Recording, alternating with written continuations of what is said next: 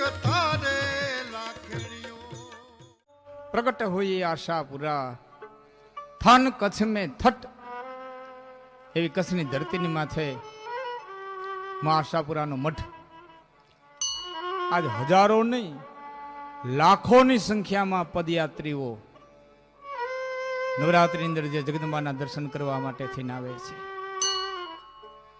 एवं महाधाम ए मां आशापुरा जगतजननी जोगमाया जेने देवचंद वाणिया ने सपने आवी जे प्रकट थया था ए भगवतीना दर्शन करवा माटे थई अने आज कच्छनो धणी रा देहड़जी आव्या छे।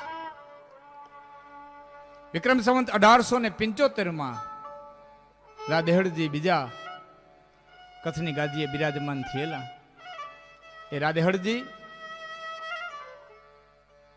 पोताना भाईबंधोनी साथे सेवकोनी साथे आज मां आशापुरा दर्शन करवा माटे थईने आव्या छे। धन धन छे कच्छनी धरती रहुमां रमती मां रवेची मढमां आशापुरा मढवाड़ी। ए भगवती जगदंबाना दर्शन करवा माटे थईने आव्या छे। ज्योते प्रलंबा जगदंबा आदि अंबा ईश्वरी वदनम जडंबा चंद्रबंबा तेज तंबा तू खरी होथे हथाकम वीर हाकम बजाई डाकम बमणी जगमाई परचो दीठ जाहर अने रास आवड़ रमणी मां आशापुराए जे जाम लाखियारनी ઈચ્છા પૂરી કરી અને આશા પૂરી કરવાથી જે આશાપુરી કહેવાણી એ આશાપુરીના દર્શન કરવા માટે થઈ ના જામ રાવણજી પધાર્યા છે। કચ્છની ધરતીનો પ્રજાપતિ પ્રજાવત્સલ રાજવી જેની કચેરીમાં 14 તો રતન બિરાજમાન રહેતા, જેમ અકબરની કચેરીમાં 9 રતન રહેતા, રા દેહડજીની કચેરીમાં 14 રતન રહેતા।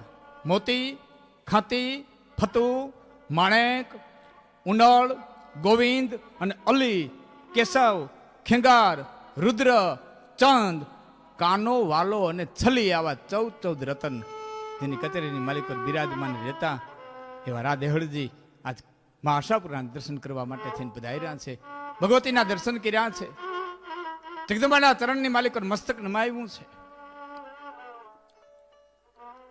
માના દર્શન કરી રા દેહડજી પાછા ભુજ આવવા માટે થઈને રવાના થયા છે। ગાડું છે, માં બળદ જોડ્યા છે, વેલી શણગારી છે, એમાં રા દેહડજી બેઠા છે। આગળ પાછળ અને બે બાજુ હથિયારધારી સૈનિકો, ચુનંદા સૈનિકો ખુલ્લી તલવારીએ હેલા આવે છે। કચ્છનો મહારાજ, કચ્છનો ધણી એ ગાડાની અંદર કચ્છની ધરતી નિરખતો નિરખતો નિરખતો નિરખતો હેલો આવે છે। પડખે એનો માનીતો 14 રતનમાં એનું એક રતન એવો વાલો ખવા ઘોડી લઈ અને હેલો આવે છે। વાતોના ઝપાટા દેતા આવે છે। એમાં રાજનીતિની વાતો થાય છે, ધર્મનીતિની વાતો થાય છે, રાજાની ફરજોની વાતો થાય છે, પ્રજાની ફરજોની વાતો થાય છે, પ્રજાની સુખાકારીની વાતો થાય છે। અને આ મહારાજા કચ્છના ધણી રા દેહડજીનું ગાડું બરોબર દેવડાની હિમની માલિક પર પહોંચ્યું અને રા દેહડજીની નજર એક ધરતીની માથે પડી, પણ લીલો છમ બાજરો, મુઠ્ઠી ફાટે એવો બાજરો, લીલો નાગેર જેવી ધરતી એ દેખાણી। રા દેહડજીએ પડખે હેલા આવતા વાલા ખવાને કીધું, વાલા એ વાલા હી સીમ કેજી, આ જમીન કેની, આ ખેતર કેના, આ બાજરો કેનો, વાલા ઈ સીમ કેજી। એટલે વાલા ખવા નજર નાખે કીધું, બાવા કચ્છની પ્રજા કચ્છના ધણીને લાડથી પ્યારથી બાવાના નામથી સંબોધન કરે। એટલે વાલાએ કીધું, બાવા ઈ સીમ ધીણોધર જાગીરીજી, આ જમીન, આ બાજરો, ધીણોધર ડુંગર એની જાગીર, આ જોગીઓની, આ સાધુઓની જમીન, બાવા એ જમીન ધીણોધર જાગીરીજી। રાવ બાવા હયાની માલિકોથી હેકારો નીકળી ગયો કે હે હી સીમ જોગીએજી, સાધુની જમીન, જોગીની જમીન। પછી એના રાવ બાવો બોલ્યા, નવ રા દેહડજી બોલ્યા, નવાલો ખવાહ બોલ્યો, ગાડું ધીમું ધીમું ધીમું હાલતું, સુનકાર વ્યાપી ગયો, કોઈ બોલતું નથી। પણ અતિ બુદ્ધિશાળી વાલો ખવા રા દેહળજીની મુખાકૃતિ નિરખતો જાય છે, મોઢામાંથી નજર નાખતો જાય છે, રેખાઓ વાંચતો જાય છે. અને રા દેહળજીને મોઢાની રેખા વાંચતા વાંચતા વાંચતા વાલા ખવાના હયાની માલિકો છે હાયકારો નીકળી ગયો. કરે હાય હાય હાય હાય. ભુજના ધણીની નજર એક બાવાની જમીનમાં જ પડી. આજ મારો ધણી એક સાધુની જમીન લઈ લેવાનો વિચાર કરે છે. ભુજના ધણીના મનની અંદર પાપ પ્રવેશ્યો. પણ ભુજનો ધણી ન કીએ ત્યાં સુધી કેવું કેમ? જ્યાં સુધી પોતાનો મહારાજા વાત ન કરે ત્યાં સુધી કેવું કેમ? નથી વાલો ખવા બોલતો, નથી રા દેહળજી બોલતા, અને એ સવારે હેલી આવે છે. દેવડાની હિમ પૂરી થઈ, દેવડાની જમીન પૂરી થઈ, મર્યાદા પૂરી થઈ, ધરતી પૂરી થઈ. અને વાલા ખવા હે ગાડું આંકો વાળાને કીધું કે ગાડું ઊભું રાખો. ઈશારો કરીને આમ ગાડું ઊભું રાખ્યું. ગાડું ઊભું રહ્યું એટલે વાલો ખવા ઘોડીમાંથી ઉતર્યો, પોતાના ખંભેથી ફાળીયું લઈ અને રા દેહળજીના જે વેલને, જે માફાને, જે કપડાં વીંટાતા, જરકસી જામા વીંટાતા, એની માથેથી બળદ માથેથી મીંડો ધૂળ ખખેરવા. એ ધૂળ મીંડો ખખેરવા. પણ વિચારોના તંત્રની માલિકો, વિચારોના ઘુમટની માલિકો રા દેહળજી બેઠા હતા, એની તંદ્રા તૂટી. ધ્યાન પડ્યું વાલો ખવા બળદ માથેથી ધૂળ ખખેરે છે. એટલે રા દેહળજીએ કીધું વાલા એ કૂરો કરીએ તો વાલા આ તું શું કરે છે? એટલે વાલા ખવા હે કે તું બાવા હી જમીન ધીણોદર જાગીરજી ધર્માદાજી જમીન, અને ધર્માદાજી રજ પાંજી હદ મેં હચે ને સર ઠીક નહીં. હે ભુજના ધણી, આ તો ધર્માદાની જગ્યા કહેવાય. ને ધર્માદાની જગ્યાની રજે જો આપણે આપણી હદમાં આવી જાય ને તો ધનોત્પન્નો જ કાઢી નાખે. આની રજે આપણે આપણી હદમાં ન આવવી જોઈએ. આ તો તમારા બાપ દાદાએ દીધેલી આ ધર્માદાની જગ્યા છે, એની ધૂળે આપણી હદમાં ન આવવી જોઈએ. એટલે હું બળદ માથેથી ધૂળ ખખેરું છું. અને વાલા ખવાહના વાહનની માલિકો હાથ દઈ એ વાહો થાબડીને કીધું છું કે ધન છે વાલા, ધન છે તારી સમજદારીને, મારા હૃદયની માલિકો રમતા પાપને તું જાણી ગયો. તારા જેવા સાચું કેનારા માણસો જ્યાં સુધી રાજાઓની પાસે હશે ને ત્યાં સુધી રાજાઓનો સૂરજ નહીં હાથમાં. આવા બુદ્ધિશાળી વ્યક્તિઓ, રાજાને સત્ય કહેનારા જેવા તારા જેવા હશે ને ત્યાં સુધી અમારો સૂરજ નહીં હાથમાં. અને ભુજનો ધણી ભુજની ધરતી માથે આવ્યા. ભુજની ધરતી માથે રા દેહળજી આવ્યા. પ્રજાવત્સલ રાજવી છે, પ્રજાના સુખે સુખી અને પ્રજાના દુખે દુખી થનારો રાજવી છે. પ્રજામાં એમનો પ્રેમ, એમની લાગણી અદ્ભુત છે. પ્રજા અદ્ભુત ચાહે છે કચ્છની ધરતી રા દેહળજીને. એમાં એક દિવસનો સમય રા દેહળજીએ બપોરનું ભોજન લીધું. બપોરનું ભોજન લઈ અને પોતાના મહેલની અંદર આવ્યા છે. થોડીક વાર વામકુક્ષી કરવાનો વિચાર કરે છે, થોડીક વાર આડે પડખે થવાનો વિચાર કરે છે. પણ કચ્છની ધરતી બપોરનો સમય, ધોમ સૂર્યનારાયણનો તડકો તેપ્યો છે ભાઈ. સૂર્યનારાયણ આભે આવી અને થર થઈ ગયા છે. માણસના પગની માલિકો પડછાયા હતાવા મંડી ગયા છે. અને સૂર્યનારાયણ બે નાડાવા આવી હેઠા અને જેને થીર થઈ ગયા હોય એમ થીર થઈ ગયા છે. અને એ સમયે ભુજના ધણીના કાનની માથે અવાજ આવ્યો. પોતાના મેલમાં બપોરનું ભોજન કરી અને સુવાની તૈયારી કરે છે. અને એમાં એક અવાજ ભુજના ધણી કાનની માથે આવ્યો કે હે જીયરા, હે જીયરા, હે ભુજના ધણી, મન બચાવી લે, મન બચાવી લે, મન બચાવી લે. એ હું ગરીબ કણબી મરી જાઉં છું, એ હું ગરીબ ખેડૂત મરી જાઉં છું. હે જીયરા, તું લાખોનો પાલનહારો છો, તું મારો રાજા છો.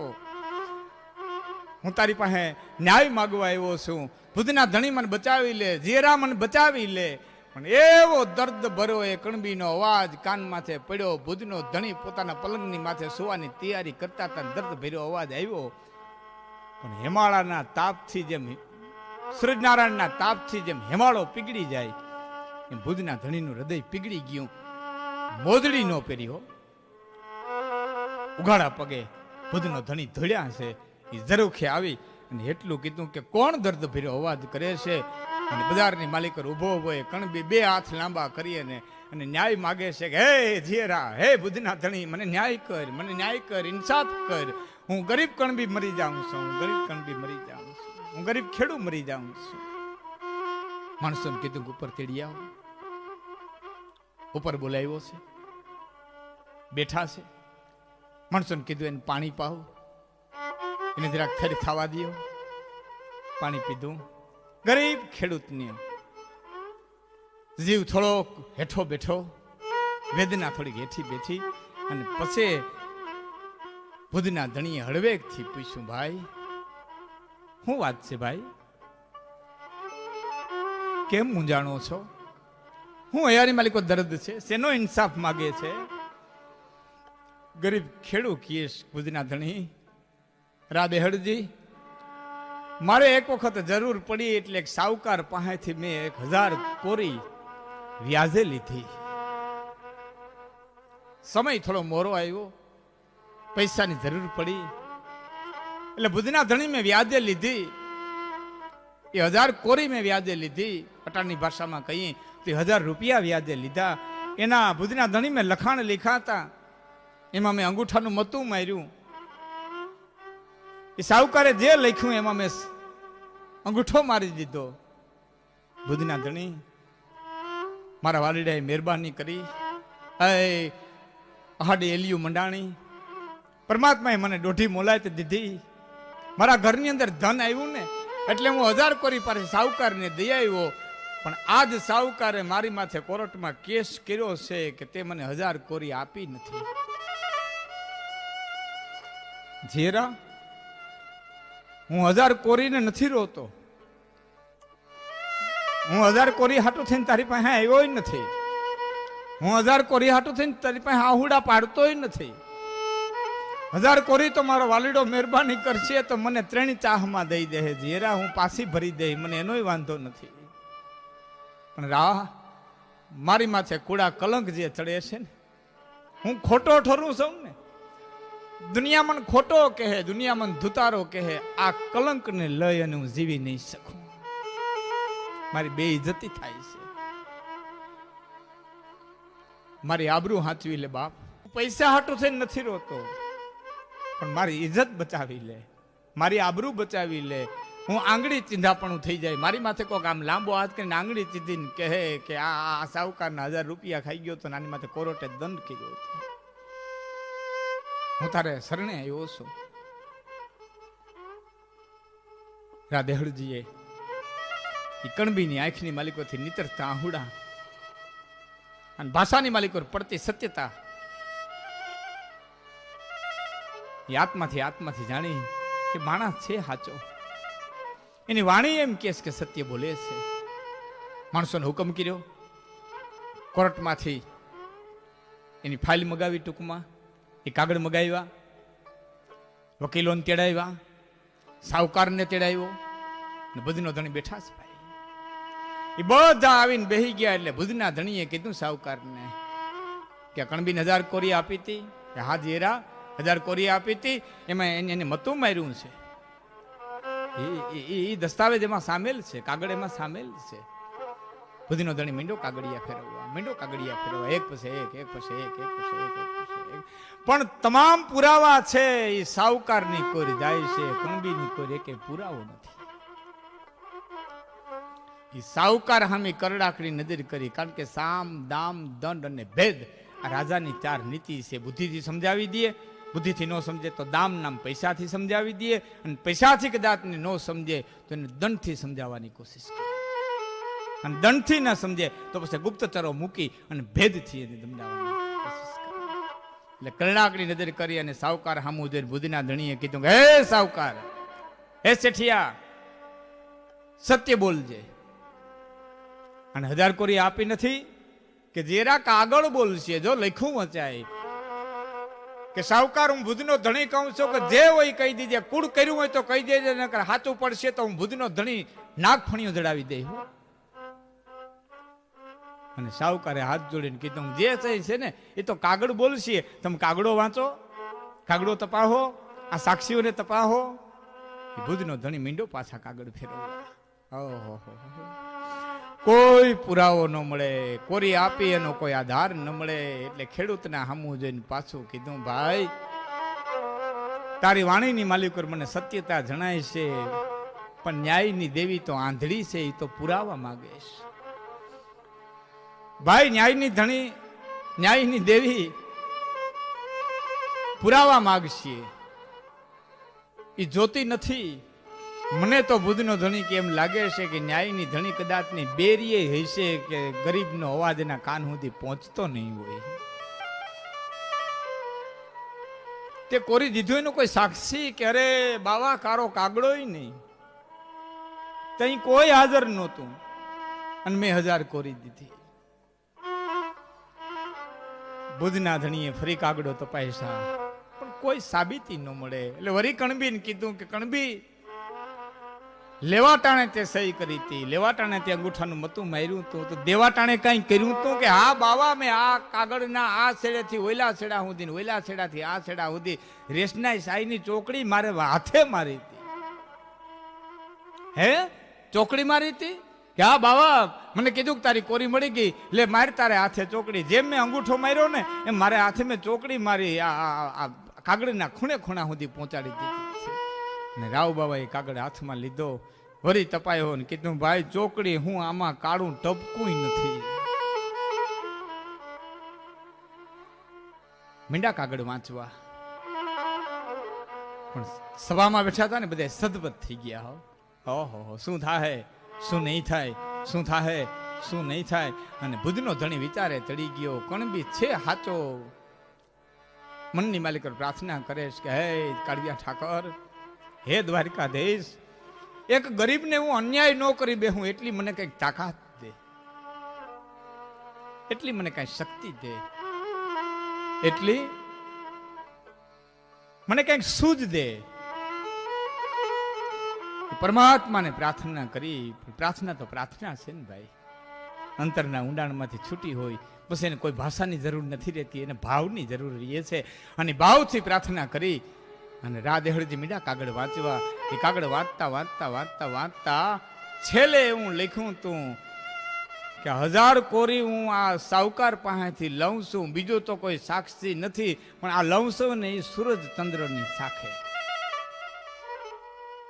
એટલે સાવકારના સામું જોઈને બુદ્ધના ધણીએ કીધું પેલા આ લખાણમાં સૂરજચંદ્રની સાખે શું લખ્યું છે કે બુદ્ધના ધણી તો અમારા લખાણના રિવાજ છે, અમે શ્રી હવા કરીએ ને શ્રી ગણેશાય નમઃ કરીએ, એમ કોઈ લેતી દેતી કરે ને એટલે કોઈ હાજર ન હોય ને તો છેલ્લે લખી નાખીએ સૂરજચંદ્રની સાખે. એટલે બુદ્ધના ધણીએ કણબીના સામું જોઈને કીધું કે સૂરજચંદ્રની સાખે કોરી લીધી હતી કે હા બાવા કોઈ નહોતું, એટલે લખ્યું સૂરજચંદ્રની સાખે કે સૂરજ સાખ પૂરે કે બાવા માણા મનુષ્ય પોતાનું કદાચ ને મનુષ્ય ખોઈ બેહે પણ દેવતા કોઈ દિવસ પોતાનું દેવત્વ ન કહે. મને વિશ્વાસ છે કે મારો હુરેજ હવે સાક્ષી પુરુષ છે. અને ભુજનો ધણી ઉભા થયા. ભાઈ ભુજનો ધણી ઉભા થયા, બારીએ ગયા. રોંડાનો સમય થવા આવ્યો તો સૂર્યનારાયણ મેર બેહવાની તૈયારી કરતા હતા. બેક નાડાવા સૂરજ આકાશમાં હતા. અને એ સમયે બુદ્ધના ધણીએ સૂર્યનારાયણને કીધું કે હે સૂરજ દાદા, હે જગતને અંજવાળું આપનાર, હે હવની લાજ ઇજ્જત અને આબરૂના રાખનાર, આ ગરીબ કણબી જો મરી જતો હોય અને એનો કલંક મને ચડશે તો મારો રાજાપણું લજા હે, મને આમાં કઈક ઉપાય દેખાય. તારી સાક્ષી આ લેતી દેતી થઈ છે તો તું સત્ય હો તો સાક્ષી પૂર. એમ કરીને કાગળ આમ રાખ્યો, કાગળ આમ રાખ્યો એટલે કાગળના આ છેડેથી ઓયલા છેડા સુધી, ઓયલા છેડાથી આ છેડા સુધી ચોકડી દેખાણી. રાજી થઈ ગયો ભુજનો ધણી.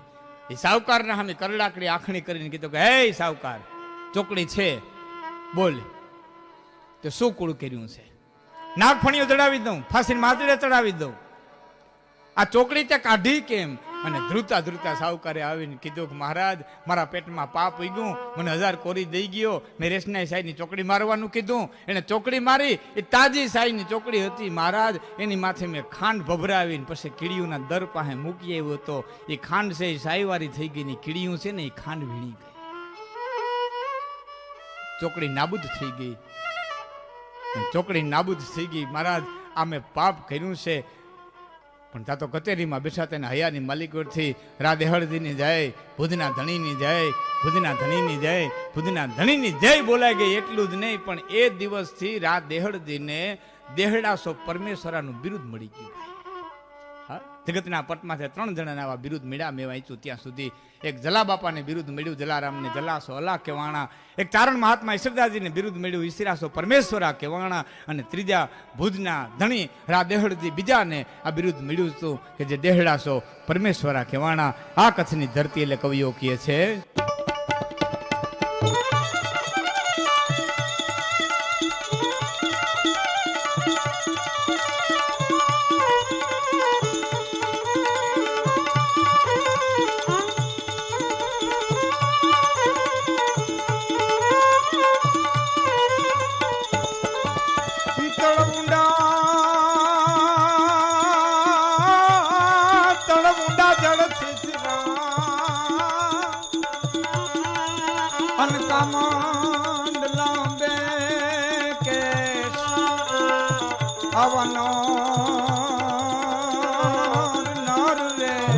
પટાધરની પૂજે